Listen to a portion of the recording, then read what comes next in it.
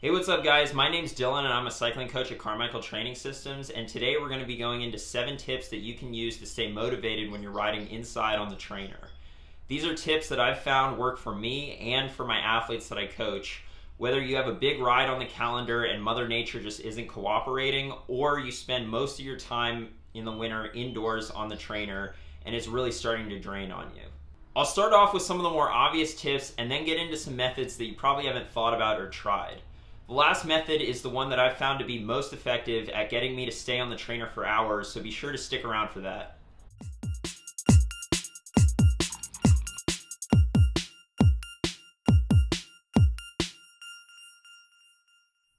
If you're new to this channel, I make weekly training topic videos going over tips and tricks that I've learned in my 12 years of racing experience that have gotten me to the top of the ultra endurance mountain bike game in the US and as a coach at CTS. I also go into the science on your training questions, so if you want to learn more about how to get fast or just sports science in general, be sure to subscribe for more. And if you have a training question, be sure to leave it in the comment section down below, and I'll either answer it down there or make a whole video about it.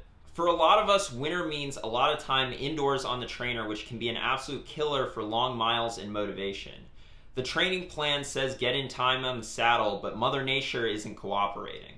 I'm going to get into some of the hacks that you can use to stay motivated when riding indoors, but first I need to make a public service announcement that many of you probably won't want to hear. Now, some people will tell you that trainer time counts as more time than if you were outside. I've heard riders make all sorts of comparisons, like an hour on the trainer counts as an hour and a half outside, or other sorts of conversions. Apparently, because you don't stop pedaling when you're on the trainer, you can just add more time. Or maybe it's because riding on the trainer is so boring that people need to give themselves an excuse to get off sooner and end the ride earlier than they would have. I don't know, but if you want to know my thoughts on this issue, it's probably not the answer that you're looking for. This is complete nonsense. 1 hour is 1 hour, and you don't get to add time because you were on the trainer and it was really boring.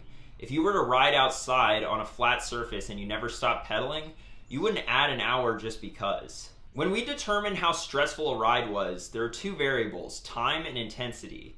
And the undulation in power when riding outside gets accounted for in intensity. Also, most of the time when you're riding outside, you end up with a higher normalized power than when you're riding inside, just because it's easier to ride harder when you're outside. So if we're looking at the value of an outdoor hour versus an indoor hour, an outdoor hour usually wins, and you probably need to ride longer indoors to make up for this. Okay, I'm done ranting about that. Basically, just don't take shortcuts. All that being said though, too much time on the trainer can really start to drain on your motivation, so it can be easy to overdo it. When you just need to spend some time and get the work done though, here's some methods that you can use to stay motivated when you're on the trainer.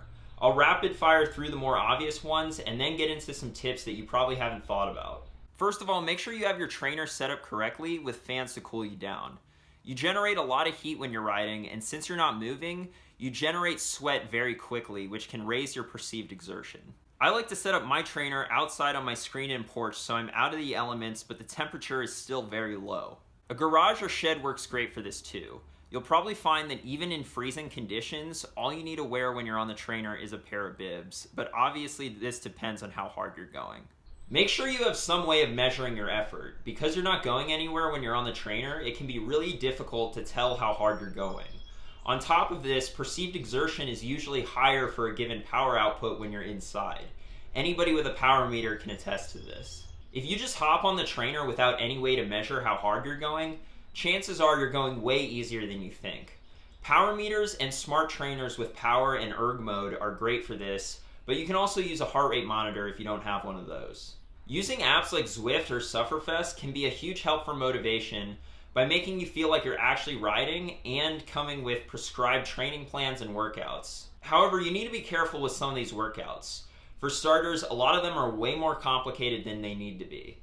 An interval session doesn't need to be complicated, it's just about accumulating time at certain zones to create an adaptation. However, the far bigger potential problem with these workouts is that a lot of them are very high intensity, and a lot of times you don't need to be doing this sort of high intensity in the middle of winter when you're so far away from your race season.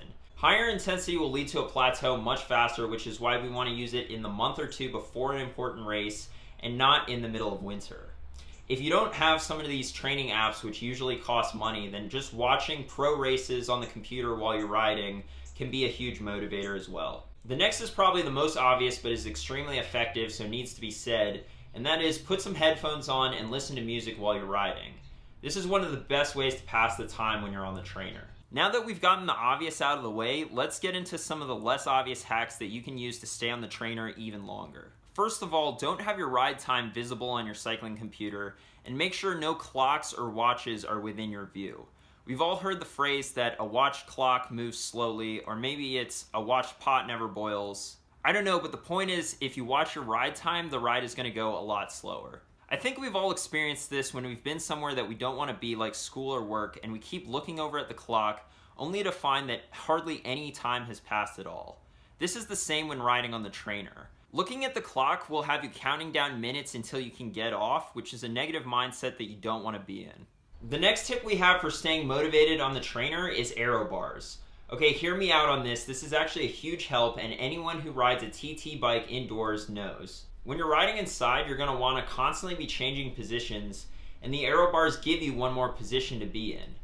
And there's just something about riding in the aero bars that allow you to zone out and let time move faster. It's hard to explain, but when you're down in that position, it's more easy to get into a zone and shut out outside distractions. Like I said, people who ride their TT bikes indoors can attest to this. It sounds crazy, but don't knock it until you try it. On top of this, riding the trainer is a good time to practice being in the aero position. Now, if you're saying right now, well, I race crits or mountain bike races or gravel races, so I don't need to learn how to be in the aero position, that's where you're wrong. Riding with your forearms on the bar is faster than even riding in the drops, so anytime you have a flat, safe section of road in a race, it's advantageous to do it. I even recommend installing aero bars on your mountain bike or gravel bike for events where they aren't banned that have long, flat sections of road or gravel. Yeah, it may not look cool, but you know what's cooler than looking cool? Going faster, which aero bars most certainly are. Now, this is a topic for a whole nother video, so I won't go into too much more detail, but expect videos in the future about the advantages of aero bars for certain events like the Leadville 100 or Dirty Kanza or other endurance mountain or gravel races. The final and perhaps most effective tip is to have some way of holding yourself accountable. This is the reason why a lot of people hire coaches, and it works. If you're accountable to someone, it makes you more likely to follow through with it. If you don't have a cycling coach, then telling your spouse or maybe a friend that you're going to spend X amount of hours on the trainer will help you get through that time. And in this age of social media, it can become really easy to be accountable to many people. You can make a Facebook post saying exactly how long you intend to be on the trainer, and then upload your Strava data afterwards to prove to people that you did it. This past weekend I had a 5-hour ride scheduled, and it was 40 degrees and raining, which left me with a tough decision. Suffer through the cold and wet and risk getting sick, or suffer through boredom on the trainer. Ultimately, I chose the trainer. When I started riding the trainer, I snapped a picture and put it up on my Instagram story, and I created a poll. Can I make it to 5 hours? I didn't think much of it at the time, but this ended up being the biggest motivator to get me to 5 hours. Most people said yes, I could make it, but a lot said I couldn't. I didn't want to let the people down who said yes, and the rest of the people who said no, I had to prove them wrong. Even though in reality, probably no one cared, it was helpful to trick myself into thinking that they did, so that I couldn't get off the trainer until I actually hit 5 hours. Those are my tips to stay motivated when riding indoors.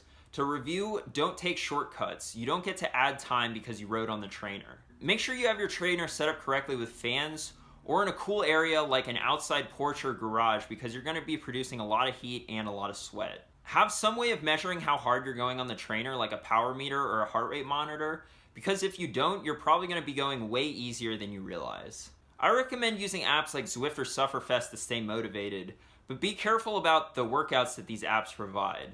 A lot of times these workouts are too high intensity for what we're trying to do in the winter when race season is so far away. Be sure to listen to music. This is probably obvious, but it helps a lot, so I've got to mention it. Some less obvious tips include not having a clock in view, so you can't count time and realize how slow time is going. Invest in some aero bars if you don't already have a TT bike to ride on the trainer.